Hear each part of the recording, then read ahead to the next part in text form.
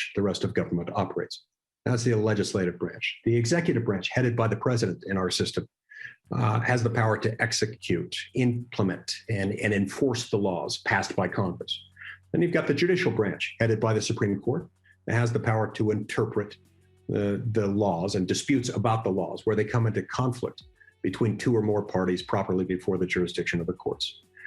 When each of those branches stays in its lane, the legislative power remains the most dangerous branch, but it is made less dangerous by the fact that it's the most accountable to the people at the most regular intervals.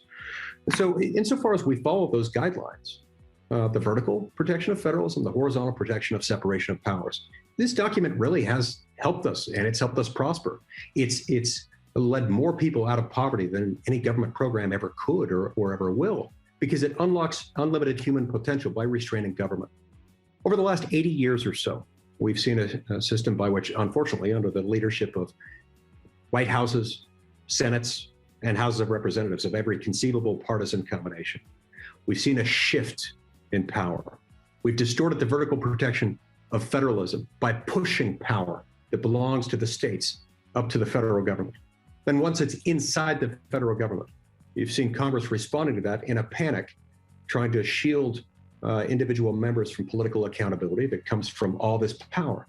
They shifted out to the other branches, primarily the executive branch, by delegating out power. Okay, so that's a really interesting argument. So I haven't heard that before. So my understanding of what you're stating is, so as increasing power has been, what would you, abdicated, let's say, to the federal level, or taken by the federal level ill-advisedly, the weight on the individual legislators, the moral weight has become too intense, and they're abdicating their legislative responsibility. And that means that it's handed over to the executive. So I mean, it's confusing for a Canadian. Well, our system is confusing for a Canadian, but your system is even more confusing for a Canadian. The legislative branch in the US drafts the laws, but the president appears, and this is over many administrations, to be using more executive orders. And so this is a reflection of what you just described. Is that the case, as far as you're concerned? Yes, that is exactly what I'm saying. That is the culmination of what we do when we ignore federalism by pushing too much power to the federal government. Okay, so let me ask you how you came to this conclusion, because it's a subtle argument. So I want to walk through it again.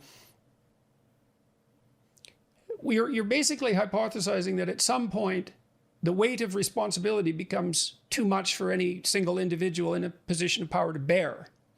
And so they'll look for avenues of escape. And they can't bear it maybe because it's too complex. They can't keep up. They can't bear it because people are after them for making decisions. There's all sorts of reasons. They might be intimidated by the magnitude of their decisions, all of that. So if you dump too much on them, then they shy away from it. And then it defaults over to the executives. Do you have like examples at hand of that happening? What sort of powers have been taken away at the state level or abdicated, where the states have abdicated the responsibility and moved towards the federal? And any idea why that's happening? Yeah, great question. The best single example that I can think of lies with what we call the Commerce Clause, Clause 3 of Article 1, Section 8. Article 1, Section 8 is the part of the Constitution that outlines the powers of Congress, and with it, basically, the powers of the federal government. The Commerce Clause gives Congress the power to regulate trade or commerce between the states with foreign nations and with the Indian tribes. Over the first 150 years or so of our republic, this was understood and exercised as a power to regulate interstate commercial transactions, for example, making sure that Delaware, Maryland, New Jersey, Virginia, and Pennsylvania weren't engaging in trade wars against each other. To make clear that the federal sovereign would be in charge of interstate commercial transactions, interstate waterways, roadways, things like that.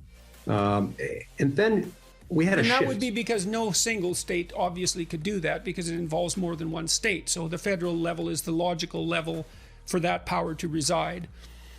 Correct.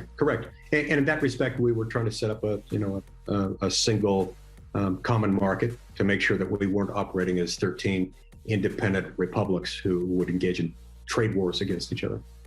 All this started to change during the Great Depression, during Franklin D. Roosevelt's New Deal era. Initially, there was some resistance by the Supreme Court, but all of this changed. Our reading, our official interpretation of the Commerce Clause, Article 1, Section 8, Clause 3, changed on one day in America that's very seldom recognized in a Supreme Court decision that very few Americans even know anything about. It's called NLRB versus Jones and Laughlin Steel Company. It was decided on April 12, 1937. In that case, the Supreme Court concluded that Congress's power to regulate trade or commerce between the states with foreign nations and with Indian tribes not only meant interstate commercial transactions and the regulation of interstate corridors of trade and things like that, but it also extended to the power to regulate any activity that is commercial in nature and that when replicated across every state, while local and intrastate by nature, has in the aggregate a substantial economic impact. Such that something as local as trade and labor laws or agricultural production, things like agriculture, labor, mining, and things like this that are economic but that occur in one state, had always been the bread and butter of something that, if regulated by government, would be regulated by state authority and not federal.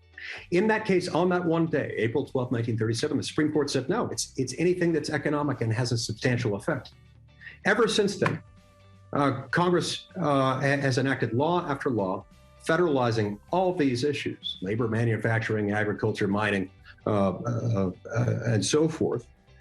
The Supreme Court has left basically a perpetually green light since that date. Since April 12, 1937, we've really had only 3 instances in which the Supreme Court has identified any act of Congress as outside Congress's legislative authority to regulate interstate and foreign trade.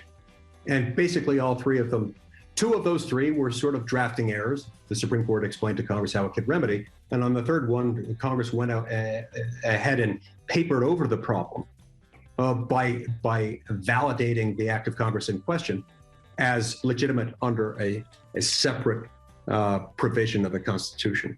So as a result of this, Congress has now got all this power. Congress then delegates that to the executive branch, passing laws that sound less and less like laws over time and more like platitudes. We'll pass a law can you give us any concrete examples of that? Yeah, so, okay, let's take a good example. Let's say trade laws pass something regulating minimum wage, prescribing a nationwide minimum wage. Okay, that seems like a germane